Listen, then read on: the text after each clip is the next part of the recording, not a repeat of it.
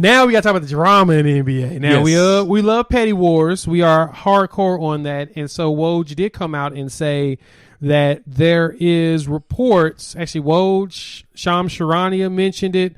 There are reports out there that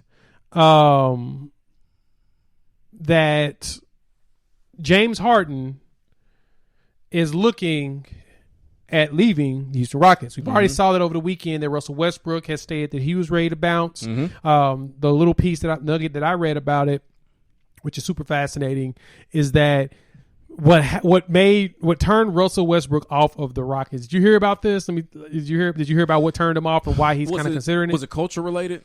Yes, it was about. There was an incident where Russ called a team meeting. They got together, was talking about everything, and he started with himself. And he talks about accountability things. It's the issues that I have, things I got to work on. We got to get there. Went around the room and was talking to everybody about it. Rumor has it, James Harden was kind of looking at him like, dog, I don't want to be a part of this. So Russ is like, oh, okay, so this is how we're going to do this. Cool. I don't want to be somewhere where no one wants to be accountable for themselves and don't want to work hard. Because that's the one problem with Russ is that he is one of the hardest working players in the league. And that kind of backfires because then you expect everybody else to be you. You can't expect you out of everybody else. True. And that's what eats him and a Jimmy Butler alive is you guys are so talented. He may think that some of them may be even a little more talented than him. Why aren't you doing what I do? And it just doesn't translate out there on the court. So Russ wants out, but James Harden also wants out. And the James Harden rumor, I think, is a lot better than the Russell one because it looks like James Harden wants two places as his preferred destinations. They are in the East, so it's something that I can totally see the Rockets doing, but it's the Nets or the 76ers. So, Jimmy, I wanted to ask you, which one do you think is a better fit? And do you think that he will get traded? Okay, which one is a better fit between the two? Because of prior relationships, well, I guess they'd have to trade Ben Simmons in order to get him to Philadelphia. But I would think the better fit. Honestly, I would think it's Philadelphia. Honestly, I know it sounds strange to hear that, knowing that Kyrie and KD are in Brooklyn, but I think it's Philadelphia. I think that there he can still play the way that he wants to with less disruption as opposed to going to Brooklyn because Brooklyn, believe it or not, he wouldn't be number one. That would be KD. He would be number two or number three, probably number three because Kyrie would make sure that he is number three because of how much he dominates the ball. So I think the better fit is Philadelphia because I don't think it will work in Brooklyn. I think that if you put Kevin Durant with two ball stoppers, he's going to get frustrated. I mean, damn the fact that they were teammates and that they're friends, that's not going to matter on the court when he's just sitting there watching Kyrie dribble, and be weird, and then watching James Harden dribble, and not care about anything. That's not going to work at all. So to me, that's why that's a bad fit. Briefly. I'm with you on that. That's the fit that I want to happen, though. I desperately because you want to see the pettiness. You want to see all the Twitter battles that's going to come out. I want everything to come out on the table so everyone can see exactly what everyone was trying to tell you. Look, just because you put a whole bunch of dudes together on the team doesn't that mean that stuff's going to work. There's a few factors that you have to consider when it comes to putting together a team. Number one, all of these guys, every guy in the NBA, they're a part of the top 1% of basketball players in the world. Top 1%. They were all the man. They were all the man in high school. And most of them was the man at their college. But they were all the man at high school. Think about it. Think about the best player you remember in high school watching on the court. Like, man, dude can ball. Or playing pickup with someone. Like, man, dude got skills. And they had zero chance of making it to the NBA. That's the next level you get there.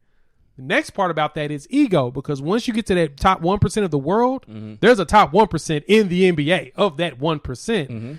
And the egos around all of this is kind of leads back into the conversation around why the draft, you can get rid of the draft and the league will be just fine. Because egos is the one thing that eliminates all of this stuff. These guys want to be the man. It's very few that wants to be role players until they're forced into that when they start understanding that, okay, I'm not the top 1% of the top 1%. I'm in that 99 percentile. So dang, I may need to concede and just be that glue guy. Some players actually go out there for that because they know that's where most of the money is for them. the egos are going to keep them from being able to be able to mesh together. And that's why I want this drama, because I think it's going to be so much fun watching Kyrie Irving dribble. Because think about this. Kevin Durant left the perfect situation in Golden State. The perfect situation to go to Brooklyn and be the man, quote unquote, the man. Then he got Kyrie over there, which is basically Russell Westbrook with a better three-pointer as his teammate, as someone who's going to literally dribble the ball out. But and a difference between him and Russell Westbrook is that Kyrie is going to blame everyone else for any issues with the team, whereas Westbrook will gladly take blame for himself and say that we should all get better. Yes.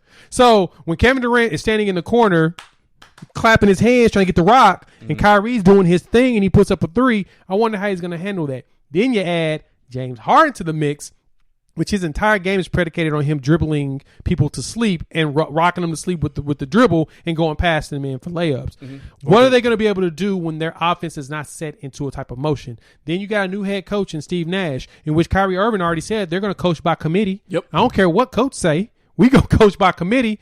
So you add all of this into this bucket and mix it up. It's going to be the best set of. I just cannot wait to watch the meltdown. Yes, for people like us for who us, do this, for our job. Yes, but for the NBA. Yes, it's the type of toxicity that we don't need coming out of 2020 that has just been a show nearly the entire year. We don't need that. Basketball does not need him on this team because that would overshadow so many other beautiful things that we need in 2021. Don't triple down on this or anything. Baby. We do not need this. He needs to be in Philadelphia, or he needs to stay in hit me. Or he needs to stay in Houston, take his medicine because you wanted to go there. You wanted to be the man. That's part of his problem. Part of his problem is, part of James Harden's problem is he's tired of being the man. He's tired of being the one who's getting blamed and looked at when he has these great regular seasons and these disappearing acts in the playoffs. He's trying to get away from that. He doesn't deserve this. He deserves to take his medicine and stay there because he helped to create that culture that now Russell Westbrook no longer wants any part of. So he deserves to stay right where he is. We don't need the toxicity of this Brooklyn Nets environment. We truly, truly don't.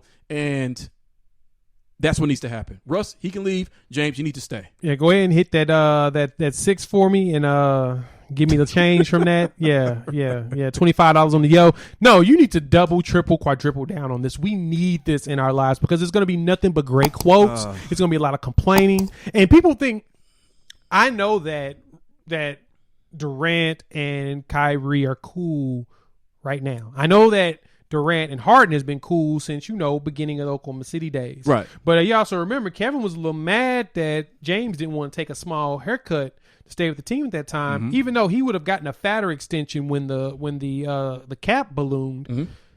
He didn't want to take that haircut to stay with them back then because he wanted to be the man.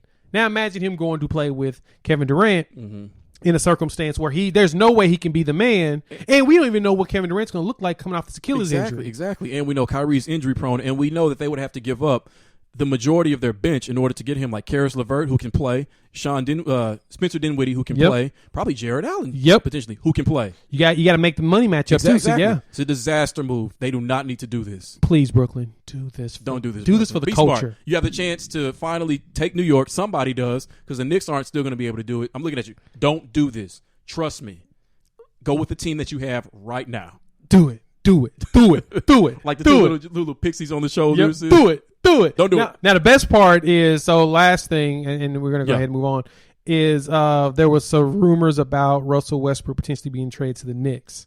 Could you imagine Westbrook with the Knicks, Harden and Kevin Durant with the Nets, and how much fun New York media is going to have just be bumping pitting them into against each other? Everywhere. Yeah. Everywhere. Yep. All right, let's see if that...